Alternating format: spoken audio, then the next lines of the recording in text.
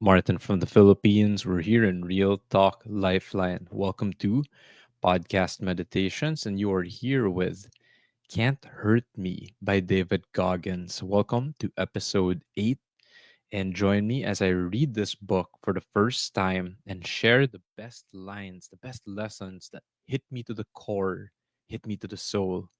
So you might just get some epiphanies as well, just like how this book has hit me and how I apply it in my life as well. So let's get to it. People watching on video, follow me as I share my screen and you can read along as I go through chapter 8. Chapter 8, Talent Not Required. The first line: it was the original Ironman and Kona that placed the sport on the international radar. It starts with a 2.4-mile swim, followed by a 112-mile bike ride, and closes with a marathon run. So David Goggins was about to get into another extreme challenge. I came to Kona to compete in a less celebrated form of even more intense masochism. I was there to compete for the title of Ultraman. I would swim 6.2 miles, ride 261 miles, and run a double marathon, covering the entire perimeter of the big island of Hawaii. So David Goggins was doing like a two times Ironman: run, bike, and swim. Next line. There were only 30 athletes in the entire field compared to over 1,200 in the Ironman. It was such a small group. I could look every one of my competitors in the eye and size them up, which is how I noticed the hardest man on the beach. I never did catch his name, but I'll always remember him because he was in a wheelchair. Talent wasn't required for the sport, it was all about heart and hard work. Through it all, I gave myself one job: stay in the fight, stay in it long enough to find a foothold. I tried not to think of bad luck and missed opportunities. I needed to finish strong. That's when you take someone's soul at the end of a race, not at the beginning. The military likes to think of itself as a military pure meritocracy. It isn't, which is why for decades this issue was ignored. So in this line, David Goggins is referencing racism, right? How black African American people were discriminated in the military, and that was known. Next line. We wanted guys who craved honor and purpose and were open minded enough to face their deepest fears. My main drive was to deliver hope that with or without the military, anybody could change their life, so long as they kept an open mind, abandoned the path of least resistance, and sought out the difficult and most challenging tasks they could find. Teenagers are walking, talking bullshit detectors. But the kids who heard me speak bought into my message because everywhere I stopped, I also ran an ultra race. In one stretch in 2007, I ran an ultra almost every weekend. I wanted to be true in living our ethos. I learned quickly that I was my own best prop. Sometimes I'd run 50 miles to a speaking engagement and show up soaking wet. That's right, the shit you see me do on social media isn't new. I've been living this life for 11 years. Wherever I stopped, I invited who were interested to come train with me. Next line. The lesson: you never know who you're affecting. Because I'd helped open his eyes to a new world of possibility and capability that he sensed within himself. He'd followed me because he was looking for absolute proof. My finishing the race, that it was possible to transcend the typical and become more. If you want to master the mind and remove your governor, you'll have to become addicted to hard work.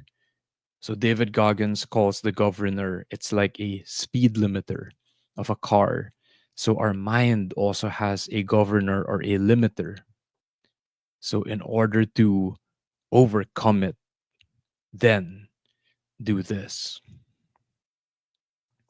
Because his labors are his sweetest fruits. He focuses 100% on that task. That's how I do it too. When you find yourself having frivolous conversations or becoming ensnared in activities that don't better you in any way, move the fuck on. Perhaps you're not looking to get fit, but have been dreaming of starting a business of your own, or have always wanted to learn a language or an instrument you're obsessed with. Fine, the same rule applies. Burn out the bullshit, now maximize that shit. Always be ready to adjust, recalibrate, and stay after it to become better somehow. The sole reason I work out like I do isn't to prepare for and win ultra races. It's to prepare my mind for life itself. When you train hard, get uncomfortable, and callous your mind, you will become more versatile, trained to find a way forward no matter what.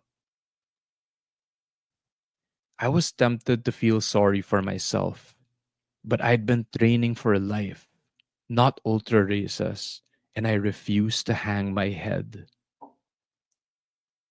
So back to me over here. Before we finish this live, I'm gonna go to the challenge.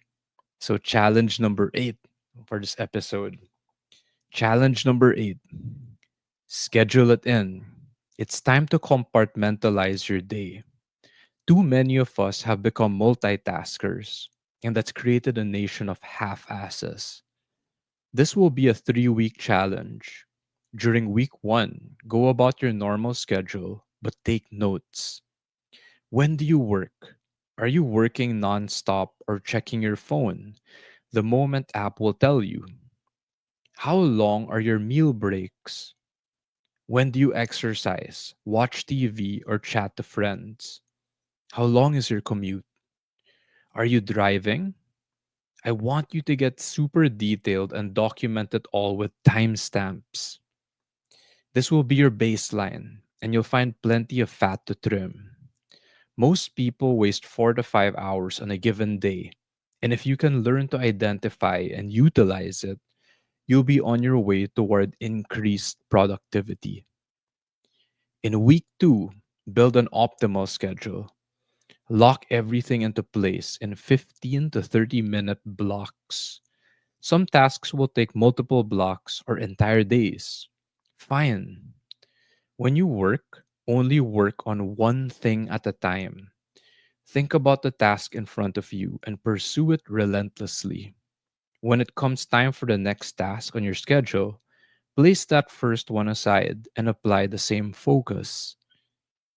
Make sure your meal breaks are adequate but not open ended, and schedule an exercise and rest too. But when it's time to rest, actually rest. No checking email or bullshitting on social media. If you're going to work hard, you must also rest your brain. Make notes with timestamps in week 2.